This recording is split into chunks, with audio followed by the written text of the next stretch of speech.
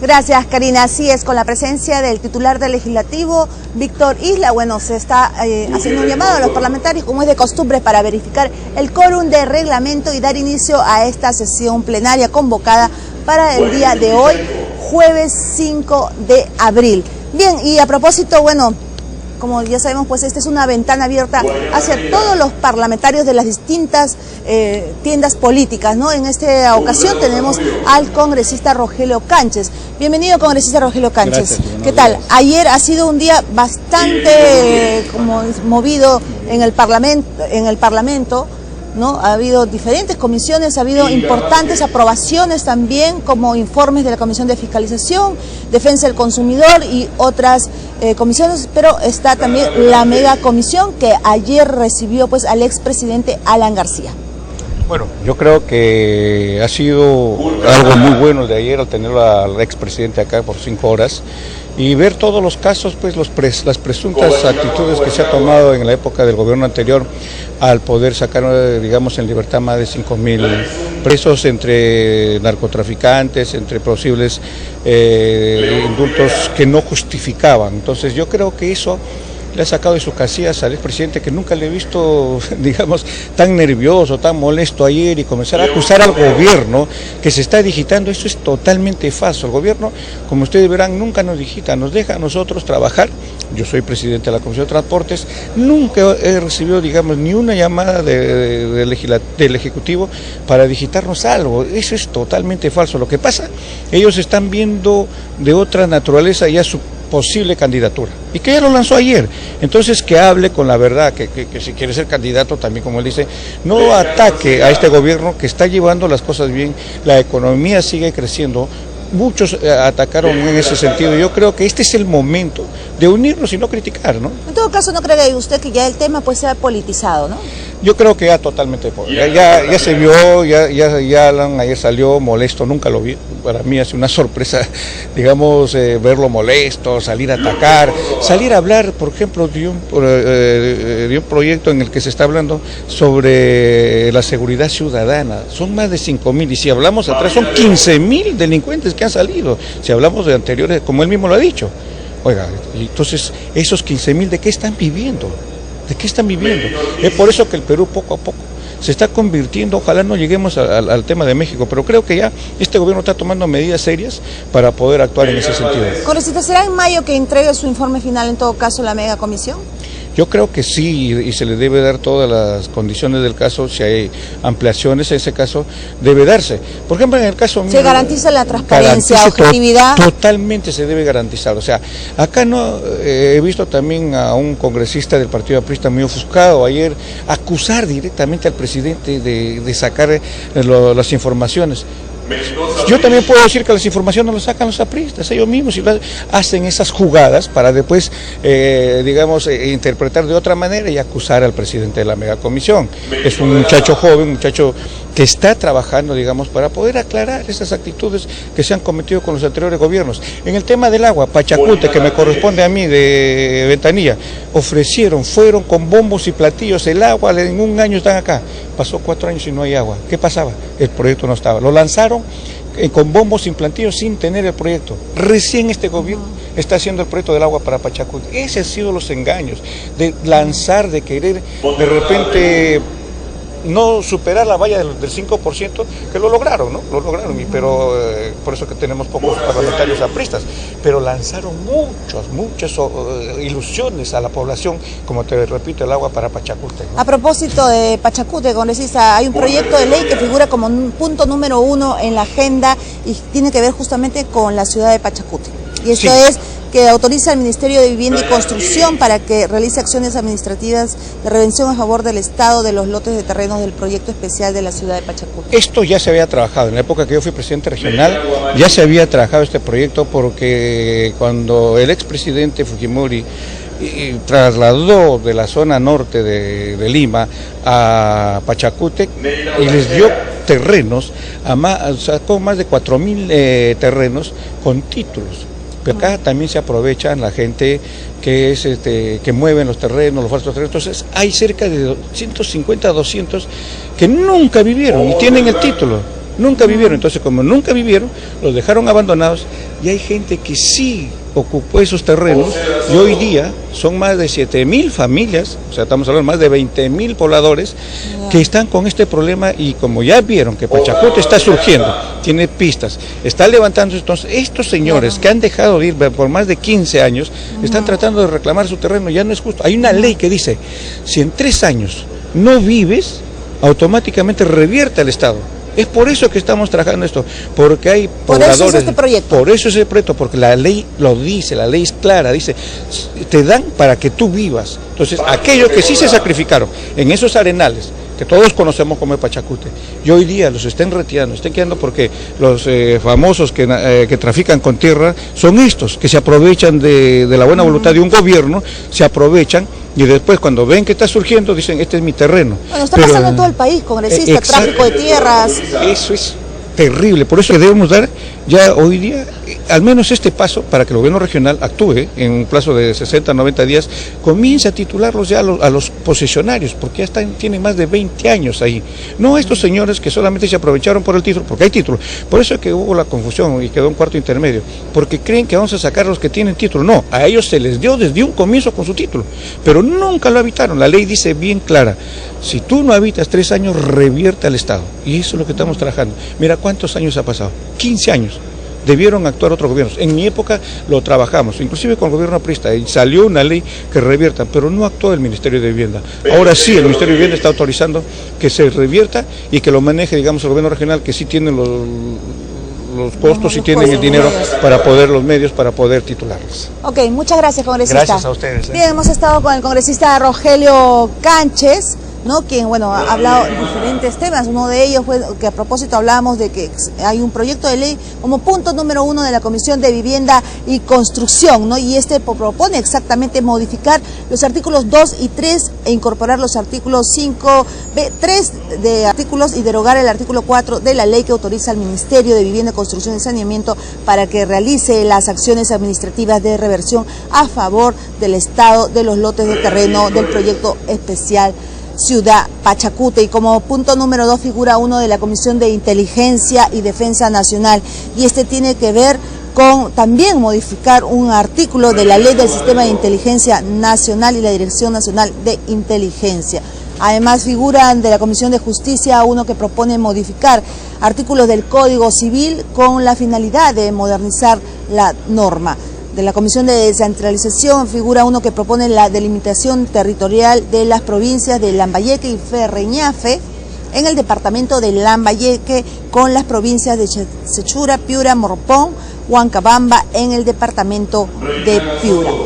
De igual manera figura de la Comisión de Descentralización y Vivienda uno que propone modificar, dice, la ley 29089, la cual declaró de necesidad pública la construcción de la obra de gran envergadura denominada Vía de Interconexión de los distritos del Rima y San Juan del Lurigancho en la provincia y departamento de Lima, ampliándola en el servicio de expropiar, dice, 11 inmuebles adicionales ubicados en la zona de influencia de ejecución de la obra.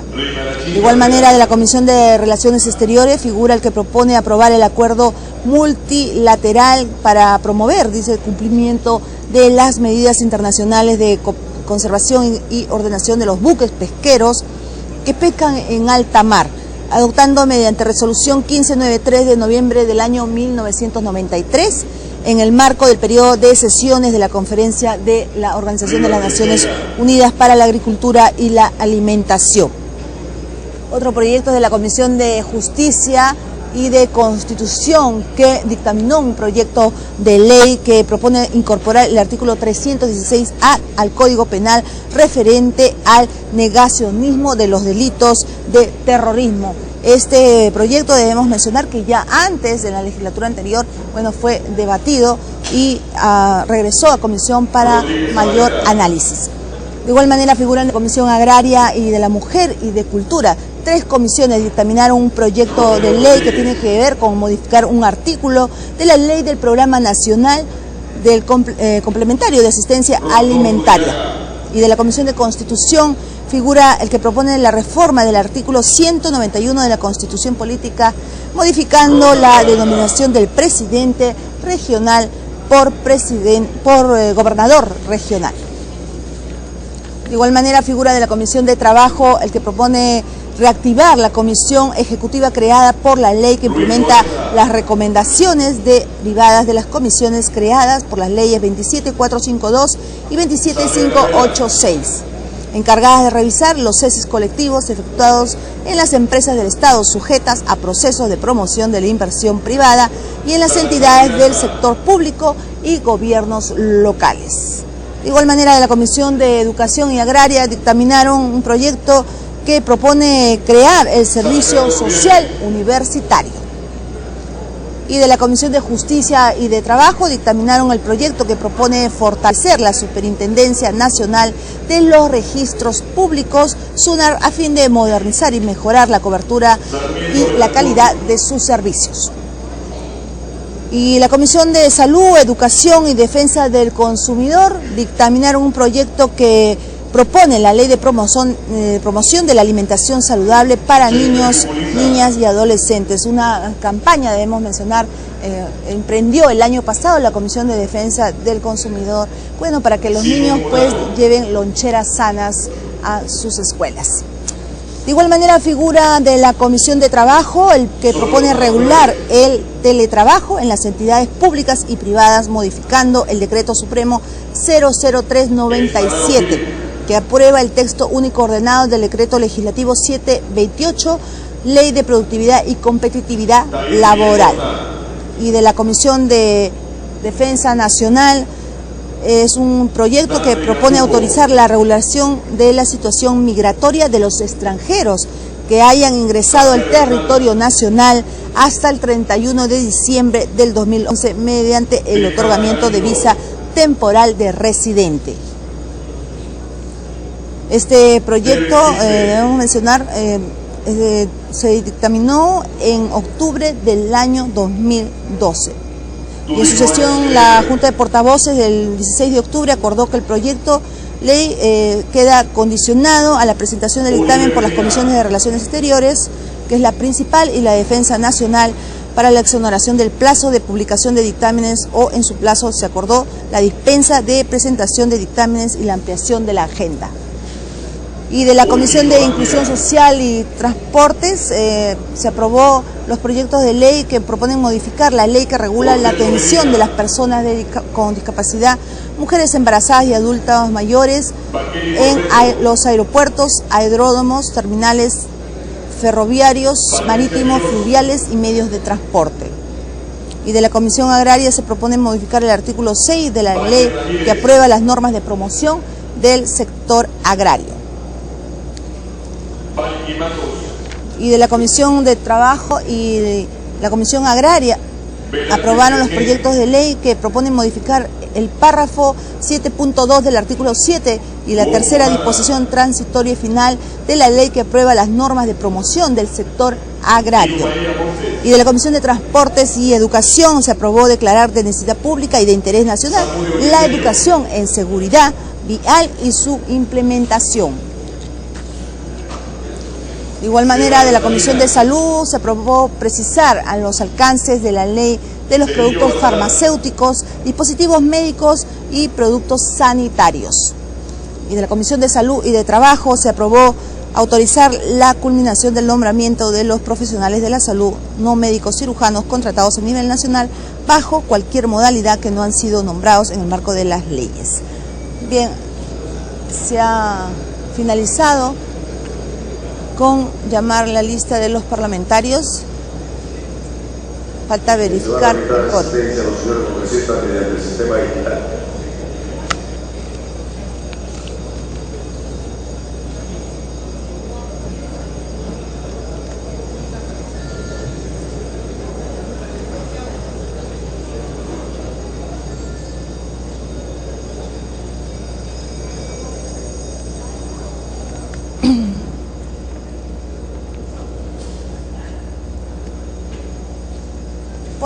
Ponte más allá.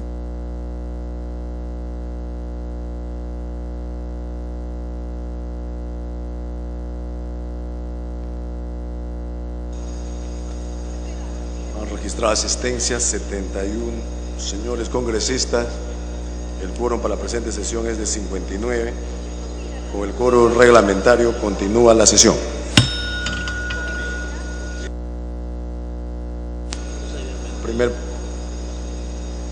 Antes de iniciar el proyecto había pedido la palabra el congresista Martín Belaúnde.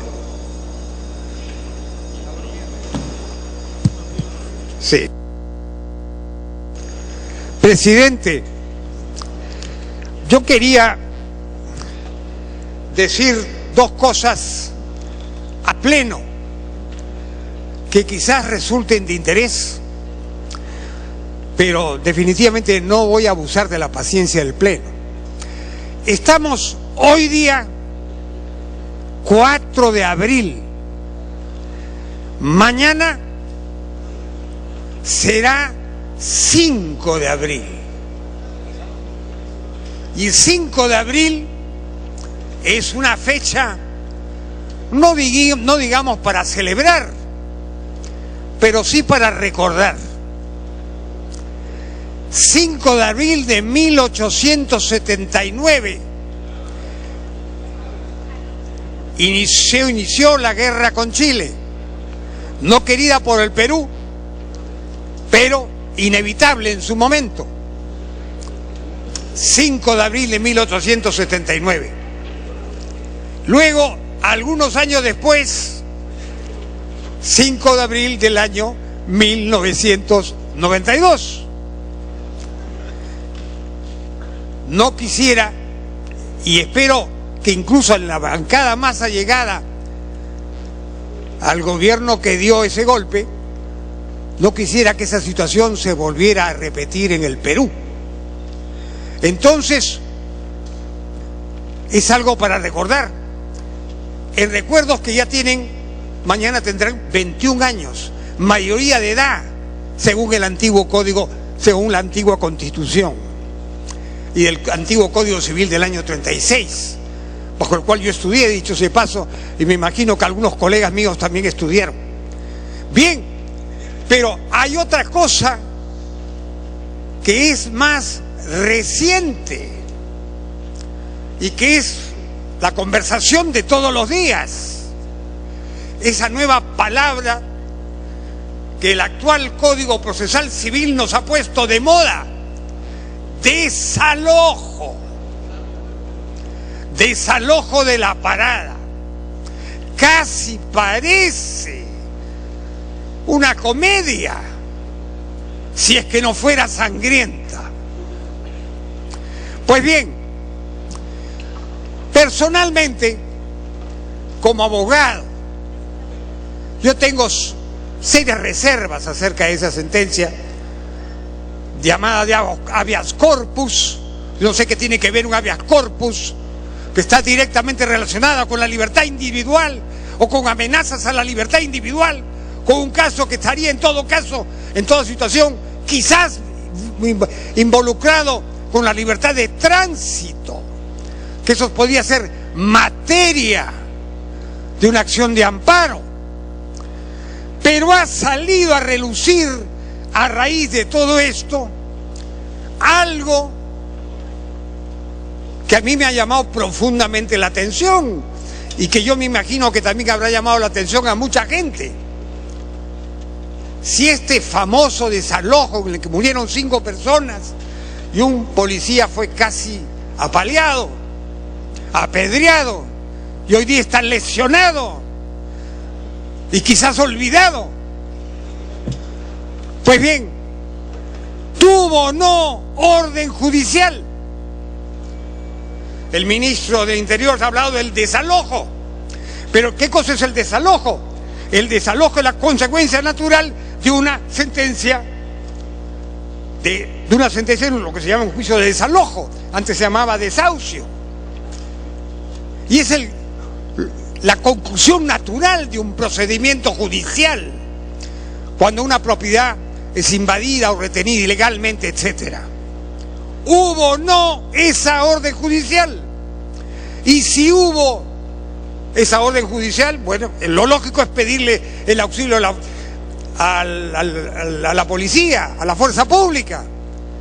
Pero si no la hubo, Si no existió esa orden judicial, ya no podemos hablar de desalojo.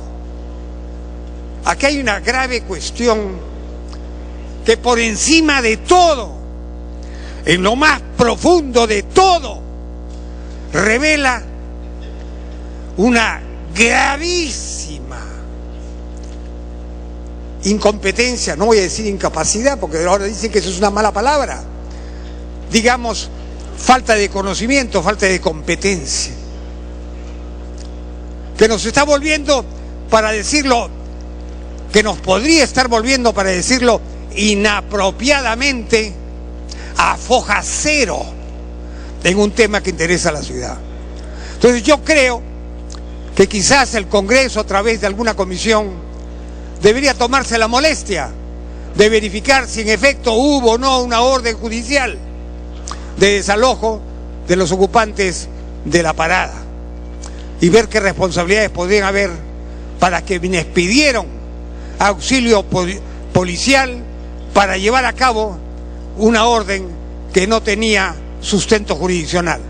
Eso es lo que quería recordar al Pleno, porque creo que ambos recuerdos, el uno conmemorativo y el otro actual,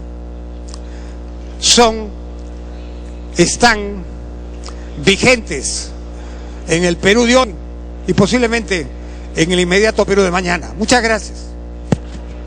Muy bien, congresista Casio Guaire. Muchas gracias, señor presidente. Ante todo, muy buenos días, colegas. Colegas, señor presidente, quiero resaltar un tema bastante preocupante, principalmente en mi región. No sé si en otras partes de las regiones también se está suscitando este problema. El problema, sabemos que el programa Caliguarmi durante el presente año prevé atender a 2.700.000 niños y niñas, de las cuales públicas de nivel inicial y primaria a nivel nacional, dotando de alimentos diversos, inocuos y con calidad nutricional para mejorar la atención en clase y consecuentemente mejorar la comprensión lectora y el razonamiento lógico matemático de nuestros educandos. Sin embargo, en mi región a varios centros educativos se les entregaron alimentos en mal estado, poniendo en riesgo la salud de nuestras niñas y niños. Es más, los productos perecibles que reparte como segunda opción, tales como quesos, atún, mermelada, galletas, salsa de tomate, leche, arroz y aceite, también se encuentran en aparente estado de descomposición, que no cuentan con fecha de vencimiento ni registros sanitarios. Así lo informó el diario Correo, por ejemplo, de mi localidad. A tal punto que los padres de familia han expresado su voz de protesta a través de movilizaciones, exigiendo calidad e inocuidad de los alimentos entregados por el programa, sacrificando recursos valiosos como el tiempo de materiales, dinero, que tienen alto costo de oportunidad. Por ejemplo, en la institución educativa 30.518 José Gálvez Barnechea de Tarma, se presentaron que los panes presentaban hongos con una sospecha de manchas de color verde. Igual, en la institución educativa Huarancayo de Acobamba de Tarma, los alumnos también habrían estado a punto de consumir panes con hongos. La institución educativa 30.157 del distrito de Chongosalto de la provincia de Huancayo, igualmente se repartió alimentos perecibles como quesos, atún, mermelada, pescado, salsa de tomate del programa Caliguarmi en aparente estado de descomposición.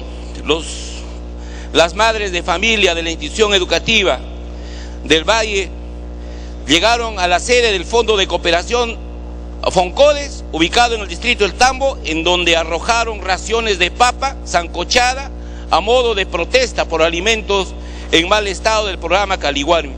Son temas que de verdad preocupa no solamente estas instituciones, también en la misma ciudad como el caso del distrito de Chilcas, que es un distrito metropolitano de mi región, de la provincia de Huancayo. Igualmente, en el colegio Tupac Amaru, un colegio bastante grande, se ha presentado esos mismos hechos. Entonces, señor presidente, ¿cómo se explican que los desayunos escolares que contengan alimentos en mal estado, y bien gracias a las empresas proveedoras que se les dan un plazo a fin de que repongan dichos alimentos malogrados? ¿Qué rol vigilante está cumpliendo los comités de alimentación escolar? ¿Acaso queremos seguir viviendo de la maldición de los recursos naturales? ¿Estamos todavía considerando que nuestros recursos naturales son inagotables, por más renovables que sean? Un informe de las Naciones Unidas advierte que el Perú cae en el ranking mundial, y esto es preocupante, de desarrollo humano, es decir, del puesto 80 al puesto 77 en este año 2012. Significa que el 31,3% de la población se encuentra por debajo de la línea de la pobreza, donde la carencia en educación y salud contribuyen con el 18 y 20% a la pobreza. Señor presidente, el programa Caliguarme no está contribuyendo en formar el capital humano que tanto necesita nuestro país, con el consiguiente riesgo de afectar el desarrollo del conocimiento, el desarrollo de la tecnología, la innovación, el emprendimiento, la competitividad del país, y alcanzar en largo plazo la categoría del país desarrollado. Esto amerita una explicación urgente de la ministra de Desarrollo e Inclusión Social, reorientando a las políticas y estrategias del sector. Señor presidente, la congresista Carla me pide una interrupción, si usted lo permite. Bien, congresista Scheffer. Gracias, presidente.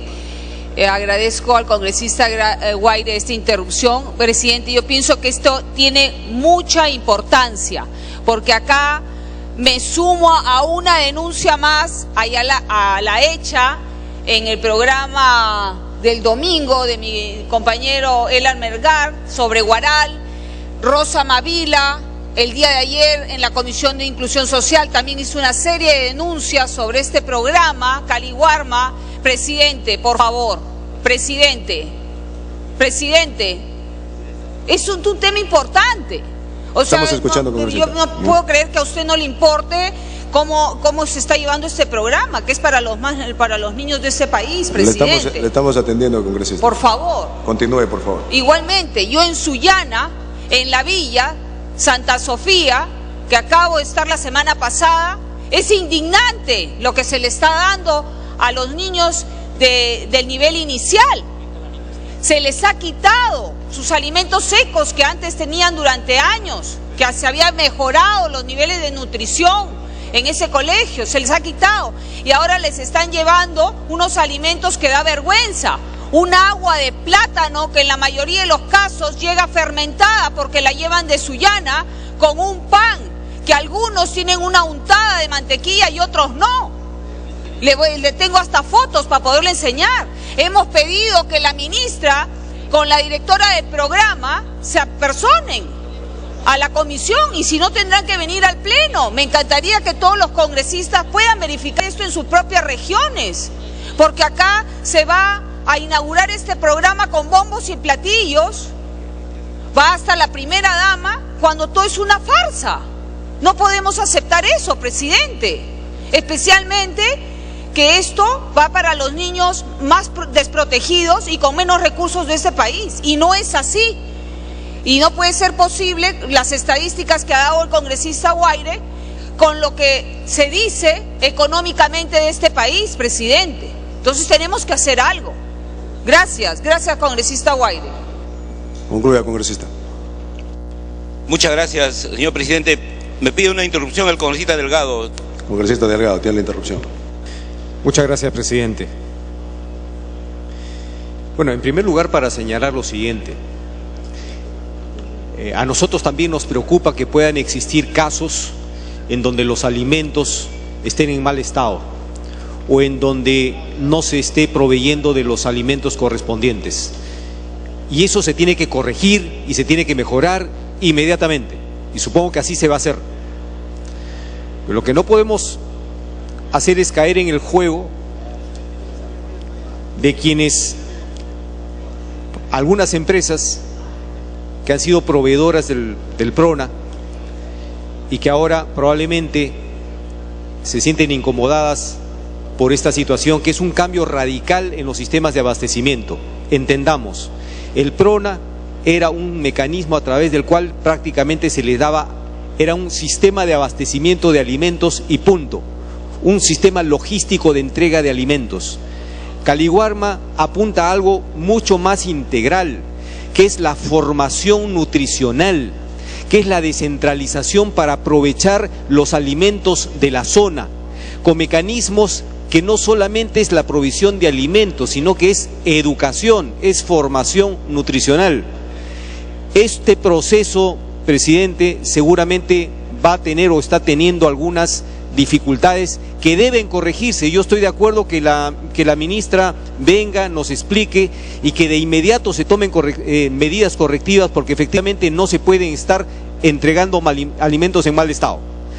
Pero no significa esto que descalifiquemos un programa que tiene una orientación mucho más integral en el sentido de no solamente proveer alimentos, sino formación nutricional, que es finalmente lo que va a quedar en la formación de los niños y de los padres y de las madres de familia en ese sentido, presidente. Estoy de acuerdo con que tenemos que rechazar cualquier situación en la cual se puedan estar proveyendo alimentos en mal estado. Gracias. Congresista Guaire, concluye. Muchas gracias, señor presidente. Yo sé que las intenciones del gobierno son muy buenas. Lo que acaba de explicar el congresista Delgado, obviamente eso es la proyección, pero sin embargo en la práctica, con lo que nosotros estamos observando, es lo contrario. Puede haber esas discrepancias de repente con que PRONA inicialmente tenían otras empresas como proveedoras y ahora son otras, también podría darse. Pero eso no justifica, señor presidente, que tiene que venir productos en mal estado, en descomposición, y eso se tiene que corregir. Lo mismo creo que necesitamos una explicación de la ministra, que venga aquí o a la comisión. Muchas gracias, señor presidente. Muy bien, congresista Martín Rivas. Gracias, presidente. Está pidiendo interrupción la congresista Scheffer, si usted lo permite, presidente. Congresista Scheffer. Gracias, presidente. Gracias, congresista Rivas. Le quería decir al congresista Delgado, efectivamente, ese ha sido el planteamiento de la ministra, que todo tiene un proceso, bueno, pero este ministerio ya va a cumplir 2 años de proceso. 2 años. El planteamiento es ese, realmente, y sería bueno, ¿no?, replantear el programa PRONA bajo un enfoque de los recursos de cada región. Pero no está siendo así, no nos engañemos. Hay que ir a conocer en la práctica. Inicie, congresista Rivas. Sí. Me está pidiendo interrupción la congresista Natalie Condori, si usted lo permite, presidente. Congresista Condori. Muchísimas gracias, presidente. Saludar por su intermedio a la representación nacional. Señor presidente, este tema ya lo hemos visto el día de ayer en la Comisión de Inclusión Social y Personas con Discapacidad. Si bien es cierto, el programa tiene algunas deficiencias que hay que superarlas, pero también es necesario hacer saber a la población que este programa es totalmente participativo y no es solamente el gobierno central quien ejecuta este programa. Aquí participan desde los gobernadores, participan los directores de las instituciones educativas y también los representantes de los padres de familia. Presidente, por otro lado es cierto que si hay denuncias, para eso también hay responsables en las regiones del programa. Y la ministra ya ha sido convocada para responder por estos responsables, que no todos se ponen la camiseta de este programa, no todos asumen el compromiso que debieran de asumir y recoger estas denuncias, que lamentablemente tienen que llegar a las manos de los diferentes congresistas y traerlas aquí. Por eso ha sido citada la ministra para aclarar a la representación nacional, ha sido citada a la Comisión de Inclusión. Gracias, presidente, gracias, congresista. Muy bien, congresista Rivas. Gracias, presidente. Presidente, me invitó a la reflexión lo manifestado por nuestro ilustre colega y honorable congresista Martín Belaunde, que efectivamente hoy estamos 4 de abril y que mañana es 5, y que también el 5 de abril es una fecha tal vez no muy agradable para la historia democrática del país. Hoy en día vivimos un Estado de Derecho en la que hay un respeto irrestricto a las instituciones, Poder Judicial, Poder Ejecutivo y sobre todo el Poder Legislativo. Hay que recordar que en una fecha como el día de mañana se quebró esa institucionalidad. Y hay que recordar, los que hoy día estamos aquí representando al pueblo, que eso no debe volver a pasar. Que una situación y circunstancia como aquella que la historia tendrá que juzgar y que ya ha juzgado, porque se cambió todo el sistema y el orden interno que teníamos, con las consecuencias oscuras y nefastas que después el pueblo justamente las pagó. Pero me invita a reflexión hoy día, presidente, una situación particular y peculiar. El irrestricto respeto a los poderes del Estado, porque tampoco podemos permanecer inertes. Y me refiero específicamente al Tribunal Constitucional que hasta el día de hoy no ha resuelto la situación controversial constitucional que existe entre una autoridad local en la ciudad de Chiclayo. Hace 2 semanas me pronuncié y pedí y supliqué para evitar que un colectivo masivo de ciudadanos de Chiclayo se presenten en estos días al Tribunal Constitucional a protestar para que resuelvan esa situación de desgobierno, señor, y que hasta la fecha parece una inobservancia absoluta. Lo he dicho y lo ratifico: si el Tribunal Constitucional, en uso de sus facultades, diga que una autoridad que ha sido y es duramente cuestionada, que una autoridad que ha sido sentenciada y condenada, que una autoridad, señor, con esos antecedentes permanezca en el sillón municipal, que lo diga pues, pero que resuelvan esa situación de desgobierno. ¿Cuánto tiempo más los chiclayanos vamos a esperar una situación de incertidumbre y de desgobierno? Calles destruidas, falta de fiscalización porque no remiten la información. Una situación que a la ciudad de la amistad la ha quebrado en una situación de zozobra. Yo pido e invoco aquí a los miembros del Tribunal Constitucional a que, señor, por favor, tomen la decisión que tengan que tomar, pero que lo hagan ya.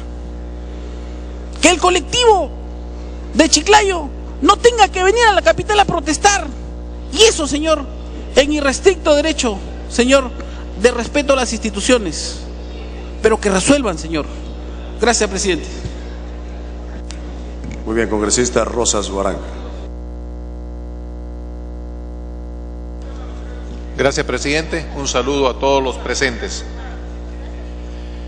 Me preocupa la situación respecto al habeas corpus que tiene que ver con la parada. Nosotros los demócratas decimos de que debe haber respeto a la independencia de poderes, respeto a la autonomía del Poder Judicial. Y en ese sentido debemos respetar el fallo del juez, nos guste o no nos guste, nos parezca que fue bien elaborado o no. Tendrá sus instancias respectivas para hacer las precisiones del caso. Pero creo que en más de una ocasión se ha escuchado cuestionar, criticar, armar y desarmar ese fallo. Yo creo que es un fallo, en mi opinión, que se ha dado y se debe respetar. Más allá de eso, señor presidente, quiero expresar públicamente el cinismo del ministro Pedraza esta mañana, a quien le escuché en un medio de comunicación, diciendo que él no sabía nada del operativo. Le pregunta el periodista entrevistador: ¿sabía el general Salazar? Tampoco sabía.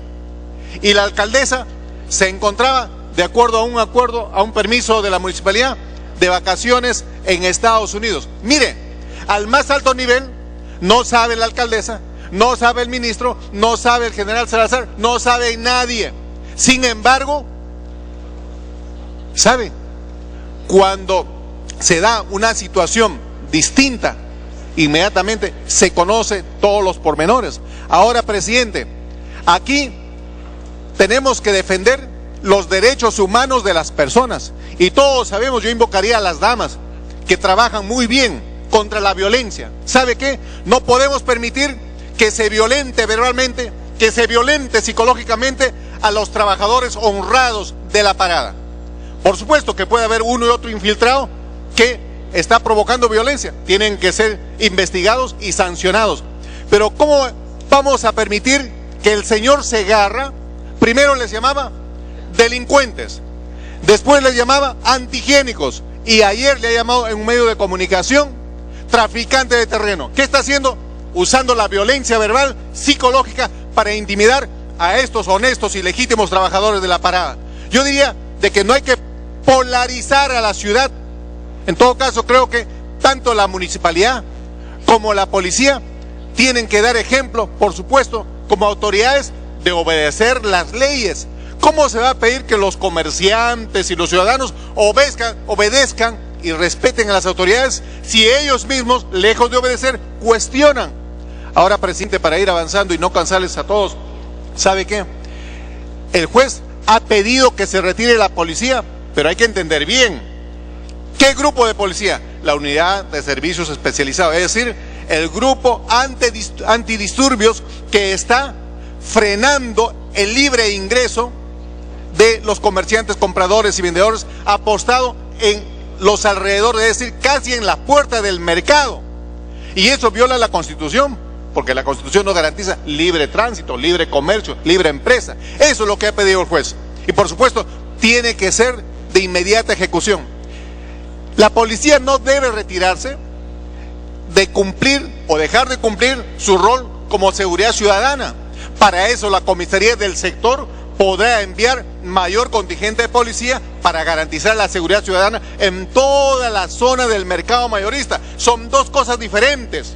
Se está malinterpretando aquí y de manera antojadiza, yo diría, y todavía el ministro